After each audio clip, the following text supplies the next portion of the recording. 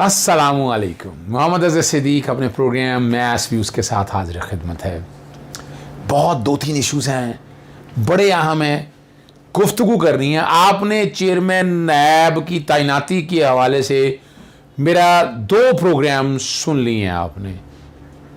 एक तो हुकूमत ने मौजूदा चेयरमैन को एक्सटेंशन देने के लिए ऑर्डिनेंस लाने का जो फ़ैसला किया है, उस ऑर्डिनेंस में बहुत सी तरामीम हो रही हैं। मेरे सामने बड़ी ढेर सारी ये तरामीम पड़ी हुई हैं जो प्रपोज़ की गई हैं। अब ये सारी तरामीम होती हैं या नहीं होती, पर मेरे तक ये तरामीम किसी भी हवाले से पहुंची हैं और इस पर फिर मैं किसी दिन डिटेल में बात करूंगा। लेकिन जो सेक्शन 6 के हवाले से तरमीम है वो बड़ी अहम है। नॉन एक्सटेंडेबल का लफ्ज़ 6 भी बैकग्राउंड पे ये 6 सेक्शन चल रहा होगा कि 4 साल के लिए नॉन एक्सटेंडेबल पीरियड के हवाले से है। मौजूदा चेयरमैन की जो अगर आप देखें, इनकी कारकर्दगी देखें तो ऐसी कारकर्दगी तारीख में किसी चेयरमैन की नहीं है। बड़े एतराज़ात रहेंगे हम सब लोगों को अपने तौर पर, लेकिन इन्होंने एक रिकॉर्ड परफॉर्मेंस की है। 535 अरब रुपया बैकग्राउंड पे वो चल रहा होगा, रिकवरीज जो हुई हैं, और यही मुसीबत पड़ी हुई। आने वाला कोई चेयरमैन इतना बड़ा टारगेट अचीव कर पाएगा, मुझे तो नज़र नहीं आता है, क्योंकि 1990 से लेकर 2016 तक 290 अरब के करीब की रिकवरी है बैकग्राउंड पे, वो भी चल रही होंगी। यहां से आप अंदाजा लगा सकते हैं कि it is basically an uphill task. और साथ मैंने आपको ये भी बताया था कि इसमें एक तरमीम ये भी हो रही है कि जो मुशावरत का एलिमेंट है, और मैंने उसमें क्लियर भी किया था, कंसेंसस नहीं लेना आपने। हम समझी बैठे हैं कि कंसेंसस के साथ चेयरमैन नया वो तैनात करना है। और इस सिलसिले में ना मैंने पब्लिक न्यूज़ पे क्या बात की थी, ज़रा पहले वो सुन लें।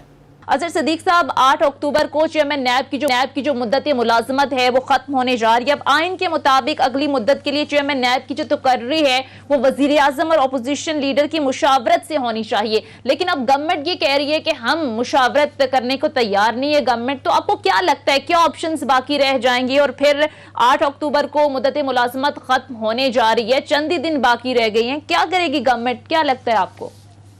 देखिए सुनिए, एक बात समझने वाली बात है कि ये लीडर ऑफ द हाउस और अपोजिशन लीडर का ये जो अमेंडमेंट की गई है, ये वो 18वीं तरमीम में जब मामला सारे थे, चीफ इलेक्शन कमिश्नर और सारा, ये एक पूरी प्लान तरीके से की गई थी जाने वाले और आने वाले। मैं नहीं समझता कि चेयरमैन नैब की तैनाती के हवाले से अपोजिशन लीडर या हुकूमत वक्त का भी चले। अपनी जो हुकूमत वक्त होती है, साहब की ड्राइव उन्होंने चलानी होती है, इसकी आइन और कानून में गुंजाइश बना ली इन्होंने, बन चुकी हुई है, अब 6B के अंदर मौजूद है। 6B को आज भी आइन के साथ अपना कानूनी तौर पर सिंपल मेजोरिटी के साथ तरमीम की जा सकती है या प्रेसिडेंशियल ऑर्डिनेंस के साथ तरमीम की जा सकती है। और उसमें जो मुशावरत का एलिमेंट है, वो मुशावरत का एलिमेंट आज भी आप खत्म किया जा सकता है।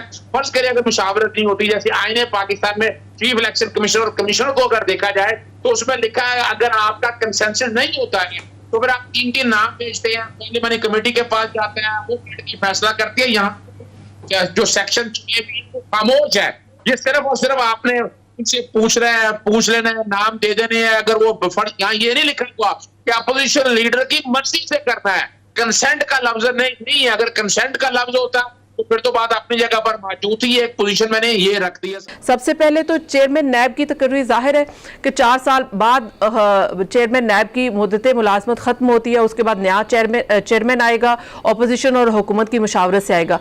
तो सी का जो मामला है, आप क्या समझते हैं कि तोसी ऑर्डिनेंस के जरिए अगर हुकूमत करना चाहे तो हो सकती है, इसमें कोई हर्ज नहीं है? और अगर तोसी नहीं करती तो नए चेयरमैन के लिए हुकूमत जिस तरह से वज़ीर आज़म साहब खुद कोई नाम सिलेक्ट करके दे देते हैं कि ये चेयरमैन नैब होगा, तो क्या वो आईनी लिहाज से, कानूनी लिहाज से दुरुस्त है? अच्छा देखिए, मैं पहली बात तो बता दूं, आज तक तो मैंने ऑर्डिनेंस खुद देखा है जो तरमीम के हवाले से वो बन चुका था, और बाकायदा 6B जो सेक्शन है उसी में जैसे प्रोसिक्यूटर जनरल नैब की तौसीक की थी ग़ालिबन फरवरी में, उसी बुनियाद के ऊपर, और ये तौसीक की जा सकती। मैं नहीं समझता कि इसमें वो ordinance is as good as act. वो ज़्यादा बात है, उस ऑर्डिनेंस को आप पार्लियामेंट में ले जाएं, पार्लियामेंट में नेशनल असेंबली से पास कराएं, मेजॉरिटी आपके पास मौजूद है, सेनेट में ले जाएं, तो ये अभी तक तो नहीं। लेकिन लेटेस्ट जो मेरे पास भी खबर यही है कि ऑर्डिनेंस वाला मामला जो जावेद इकबाल साहब की जो एक्सटेंशन के हवाले से मामला था, वो मामला मेरा ख्याल है शायद वो खटाई में पड़ गया है, और कई रीज़न्स हैं उसके, कई मामलात हैं। जो पार्टी के अंदर मामला अपनी जगह पर हैं, वो कन्विक्शन के हवाले से बातें हो रही हैं कि कन्विक्शन का वो नहीं मिल सका, प्रोसिक्यूशन अच्छी नहीं हो सकी, there are so many reasons. असल जो बात है कि सेक्शन 6B के तहत अब जो पहाड़ खड़ा होगा ना, ये जो कंसल्टेशन का जो मसला है ना, मिसाल के तौर पर अब ये कहा जाए कि अपोजिशन लीडर की मर्जी से चेयरमैन नाम लगाया जाएगा, ये प्रोविजन वो ऐसी नहीं है। और देखिए मैं बड़ा क्लियर हूं इस हवाले से, यानी हम जो ये बैठे हुए हैं ना, यानी और मैंने क्लियरिटी किस लिए की कि चीफ इलेक्शन कमिश्नर या मेंबर्स के लिए तैनात करना हो, अगर आपस में कंसेंसस ना हो तो फिर वो 3-3 नाम भेजते हैं, पार्लियामानी कमेटी भेजती है, वो प्रोसीजर दिया हुआ है यहाँ पर एक कंसल्टेशन करनी है, मीनिंगफुल कंसल्टेशन करनी है, तो कोई नहीं, वज़ीर आज़म नाम भेज देंगे, उधर से नाम उनकी तरफ से आ जाएंगे, वो कहेंगे ये तैनात नहीं करना, ये नहीं तैनात करना, तो ये कंसल्टेशन का प्रोसीजर मुकम्मल हो जाएगा। ये याद रखिएगा, ये मैं बता दूं, ये समझी बैठे हैं ना कि उनकी मर्जी से कंसेंट का लफ्ज नहीं है अपोजिशन लीडर के वाले से। वो एक अलग बात है, मैंने बताया कि उनके खिलाफ केसेस चल रहे हैं, उन्हें तो खुद हाई मॉरल ग्राउंड के ऊपर चाहिए। अच्छा, एक और ये भी एतराज उड़ाया जाता है कि इमरान खान के खिलाफ भी तो केसेस चल रहे। कौन से इमरान खान के खिलाफ बात होती है, बिलियंट्री, BRT और ये सारी बातें, ये इमरान खान के अगेंस्ट केसेस नहीं है। क्लैरिटी के साथ आना चाहिए, उनकी कोई इंक्वायरी चल रही हो, इन्वेस्टिगेशन चल रही हो, कोई अदालतों में पेश हो रहे हो, कोई ऐसी बात नहीं है। तो ये कन्फ्यूजन मत क्रिएट करने की कोशिश करें। ये पहले चेयरमैन नैब की तैनाती के हवाले से ये इख्तियार जो है वो सदर के पास ही मौजूद था, कोई कंसेंसस का इशू नहीं था। ये जो चार्टर ऑफ डेमोक्रेसी के हवाले से ये ड्रामेबाजी इन्होंने खुद की कि इलेक्शन कमीशन का, केयर टेकर सेटअप का और चेयरमैन नैब का ये अपनी मर्जी से तैनात किए जाए, ये एक पूरा प्लान था जो चार्टर ऑफ डेमोक्रेसी में, चार्टर ऑफ फ्रॉड का, फ्रेब का, और ये आने वाला जाने वाली हुकूमत और आने वाली हुकूमत, ये शुरू से तरीका वारदात उनका चला आ रहा है। और उसमें नाम मैंने आपको पहले 3 बता दिए थे, मैं दोबारा दोहराना नहीं चाहता। जस्टिस नासिरुल मुल्क का भी सुन रहे हैं, पर मैं नहीं समझता जस्टिस नासिरुल मुल्क के सौदे के लिए बेहतर होंगे बहैसियत चीफ जस्टिस भी जो उनका था, फिर वो साहब निगरान वज़ीर आज़म के तौर पर भी काम करते रहे हैं और चीफ जस्टिस ऑफ पाकिस्तान भी रहे हैं। मैं नहीं समझता ना उन्हें ओहदा कबूल करना चाहिए। और फिर बातें आएंगी, यहाँ बंदा वो चाहिए जो डायनामिक हो, जो हिम्मत कर सके, और जस्टिस नासिरुल मुल्क के हवाले से मैं नहीं समझता कि वो इस तरह की हिम्मत कर सकेंगे और खड़े होकर चट्टान की तरह। वो तो थोड़ी बहुत बातें होती थी तो उस वक्त भी घबरा जाया करते थे। बाकी जहाँ तक है जस्टिस शेख अजमत सईद का नाम भी मैं सुन रहा हूँ कि नए चेयरमैन के हवाले से नाम आ रहा है। जनरल लेफ्टिनेंट जनरल हुमायूं का मैंने जिक्र किया और हुसैन अस्कर के हवाले से भी जिक्र किया, लेकिन अभी मेरे पास जो खबर यही है कि मौजूदा चेयरमैन जो है ना वो कंटिन्यू करेंगे, या हो सकता है फेडरल टैक्स ओम्बुड्समैन की तरह पर जैसे था, जब तक नया फेडरल टैक्स ओम्बुड्समैन नहीं आता तो पुराना काम करता रहता है। ये एक तरीक़ाकार यानी उसके अंदर मौजूद है, तो इस तरह की अमेंडमेंट भी इसके अंदर है। लेकिन कंसल्टेशन का लफ्ज़ जो है ना यहाँ से हमेशा के लिए ख़त्म कर देंगे ऑर्डिनेंस के ज़रिए। ये बड़ा क्लियर हूँ इस हवाले से। अब नया चेयरमैन तैनात करना है नहीं करना, कंसेंसस के हवाले से लिखेंगे, लेकिन खबर जो बड़ी दे रहा हूँ कि मौजूदा चेयरमैन जो है ना ये अभी कंटिन्यू करेंगे, इनको एक्सटेंड करते हैं अपना या अमेंडमेंट करके कि जब तक नया चेयरमैन नहीं आता मौजूदा चेयरमैन चलता रहेगा। इस तरह की प्रोविजन डाल के अगला देखेंगे, अगले में कंसेंसस का प्रोसेस इमरान खान साहब को शुरू कर देना चाहिए।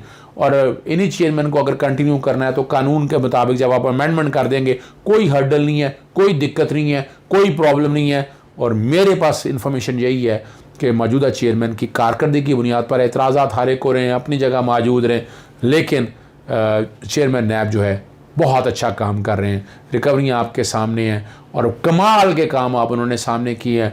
गिले हमारे अपनी जगह रहें, वो अपनी जगह पर मौजूद रहें। अगर वाकई सिस्टम को बेहतर करना है तो जजेस की तैनाती वाला जो हाई कोर्ट के हवाले से कंसल्टेशन वाला प्रोसेस ख़त्म करके इंडिपेंडेंट जजेस तैनात की जाएँ, को अथॉरिटी जज आप डाल दें जो बैठ के इंटरव्यू लेके जजेस तैनात करें, जो मेरिट पर काम करें और नैब के केसेस को लेकर चलें। आज सुप्रीम कोर्ट में एक बड़ा अहम इशू है और वो अब मैं डिवाइड कह सकता हूँ सुप्रीम कोर्ट के अंदर, लेकिन ये ज़रूरत नहीं थी सारे मसले के अंदर। आज महकमा सिंध में तकर्रियों के मुतालिक एक केस वाला समाअत हुआ। जस्टिस मकबूल बाकर थे, जस्टिस याया अफरीदी थे, जस्टिस अमीनुद्दीन, जस्टिस काजी अमीन थे। तो याया अफरीदी ने खुद नोटिस लेने का जो मुकदमा है वो सुनने से इनकार कर दिया। उन्होंने कहा इसके इस्तेमाल पर सवाल उठा दिए हैं, अवामी मुफाद, बुनियादी हकूक़ की खिलाफवर्जियों पर इख्तियार इस्तेमाल होना चाहिए। उन्होंने कहा मेरा मौक़िफ़ है जब तक तरीक़ाकार तय ना हो ये इख्तियार इस्तेमाल करना मुनासिब नहीं। अब ये जो बात कहना है तय हो चुकी है मेरी बात, बड़ा क्लियर, नंबर ऑफ़ जजमेंट्स आ चुकी हैं उसके ऊपर, और इसमें अब इस स्टेज के ऊपर बहरहाल पहले जो भी है, अब जस्टिस काजी फैसल ने लिया था उसको नोटिस आपके सामने रिकॉर्ड पे मौजूद है। फुल बेंच ने क्लैरिटी दे दी कि चीज़ जस्टिस को इख्तियार है तो तय ये चीज़ हो चुकी है। उन्होंने अपने तौर पर बैठने से इनकार कर दिया, नया बेंच सुनेगा। मैं नहीं समझता कि इसमें कोई एक सेपरेट कोई जजमेंट इख्तियारात के हवाले से आने की अभी कोई ज़रूरत है, और ये मामला नए बेंच के पास चीफ जस्टिस के लिए पास भिजवा दिया है। आगे चलते हैं एक और ख़बर की तरफ। अपना सुप्रीम कोर्ट में KP की ज़लज़ला का दरगान के हवाले से बड़ा अहम केस था। आज खुद नोटिस की समाअत, एरा कब बना, चीफ जस्टिस का चेयरमैन एरा से इस्तफ़ार, उन्होंने बताया कि 24 अक्टूबर 2005 को ये बना था। क़याम से लेकर अब तक एरा क्या कर रही है, चेयरमैन एरा पेश हुए, चेयरमैन एरा से सब अब तक 2005 से अब तक 540 स्कूल क्यों नहीं बन सके, एरा को मिलने वाला पैसा कहाँ खर्च हुआ। अदालत से कुछ कहना चाहता हूँ, इस पर अदालत ने कहा कि जो कुछ भी आप कहना चाहते हैं जवाब की शक्ल में दें, और ये बड़ा अहम इशू है। यानी आज खुद मैं देखें ना, आर्टिकल 184(3) के तहत आज खुद नोटिस का इस्तेमाल होना बड़ा ज़रूरी है। अगर ये इख्तियार ले लिया जाएगा फिर तो कोई पूछेगा नहीं, फिर आर्टिकल 190 और 184 की जो मेन जस्ट है वो तो ख़त्म हो जाएगी, और ये पूरी दुनिया के अंदर इस्तेमाल होता है। और गवर्नमेंट के इख्तियारात और गवर्नमेंट का तरीक़ाकार उसको बेहतर करने के लिए, ठीक करने के लिए ज़रूरी है कि ये इख्तियार मौजूद रहना चाहिए। हाँ, इसमें अगर आपको आप अपील देना चाहते हैं या कोई ऐसी चीज़ सामने रखना चाहते हैं तो वो एक पॉसिबिलिटी मौजूद है, लेकिन आप उसमें नज़रसानी का स्कोप भी बढ़ा सकते हैं। आर्टिकल 188 के तहत नया कानून, मैं बड़ा क्लैरिटी के साथ बता रहा हूँ, आर्टिकल 188 के तहत आप नया कानून बना सकते हैं कि जिसमें इसकी अपील सुनने के हवाले से, जो कि रिव्यू के कॉन्टेक्स्ट में है, कि 184(3) में रिव्यू सुना जा सकता है। रिव्यू का स्कोप जो है वो लार्ज हो जाएगा, जिसमें ये सारी चीज़ें अपील के तर्ज के ऊपर पे ये सुनी जा सकती हैं। जब जस्टिस काजी फाइसा के हवाले से सिक्योरिटी पटिशन के हवाले से जो बात हो रही है, और मैं बड़ा क्लियर कह रहा हूँ इस बारे से कि आर्टिकल 188 के तहत गवर्नमेंट को कानून बनाना चाहिए, और ये जो सवाल उठाया है वो सवाल उसी के अंदर सेटल हो जाएगा, और वहाँ बड़ी आसानी से जो मामला है ना कि हम जो बैठे हैं कि दरवाजे बिल्कुल कई जगह बंद हो गए हैं, लेकिन उनमें एक रूम मिल जाएगा कि रिव्यू का इख्तियार बढ़ा दिया जाएगा 184(3) के तहत, और ये पार्लियामेंट को इख्तियार दिया जा सकता है। ये आईन पाकिस्तान 1973 ने बड़ा वाज़ेह तौर पर क्लियर कर दिया। एक और बड़ा अहम केस आखिर में मैं चलते समय बताता चलूँ, ज़मानत कबल गिरफ्तारी है। पाक PW सिंध में करप्शन के मुलजमान अब्दुल नईम सोमरू को गिरफ़्तार कर लिया उन्होंने। ज़मानत कबल गिरफ्तारी का मामला सिंध हाई कोर्ट को भिजवा दिया, और कहा मेरे मौक्कल को सिंध हाई कोर्ट में पेश होने तक गिरफ़्तार ना किया जाए। आपके मौक्कल को सुप्रीम कोर्ट से कोई गिरफ़्तार नहीं करेगा। जस्टिस उमर था आता अदालत के में गिरफ़्तारी से मुतालिक हमारे इख्तियारात बहुत सख्त है। सिंध हाई कोर्ट में आपकी रजामंदी से फ़ैसला हुआ, रजामंदी से जारी फ़ैसले में मुताल्लिका अदालत को अपना मुदाखलत नहीं कर सकती है। ज़मानत कबल गिरफ्तारी का मामला सिंध हाई कोर्ट को भेज रहे हैं। 2 रुकनी बेंच ने ये मामला जो है सिंध हाई कोर्ट को भेज दिया है। नैब के मामला में बहुत ज़बरदस्त जजमेंट आ चुकी हैं, और सारी चीज़ें क्लैरिटी के साथ बड़ी वाज़ेह चीज़ें तय हो चुकी हैं। मैं नहीं समझ सकता उसमें कोई भाम है, और नैब में ज़मानत का राइट जो है तय हो चुका है, चूँकि बेल प्रोवाइडेड नहीं है, और उस ऑर्डिनेंस के तहत जो कोई अगर कोई चीज़ें सामने होंगी तो आप लोगों के सामने आ जाएंगी आने वाले दिनों में। इजाज़त चाहूँगा। अस्सलाम वालेकुम, अल्लाह हाफ़िज़, पाकिस्तान जिंदाबाद।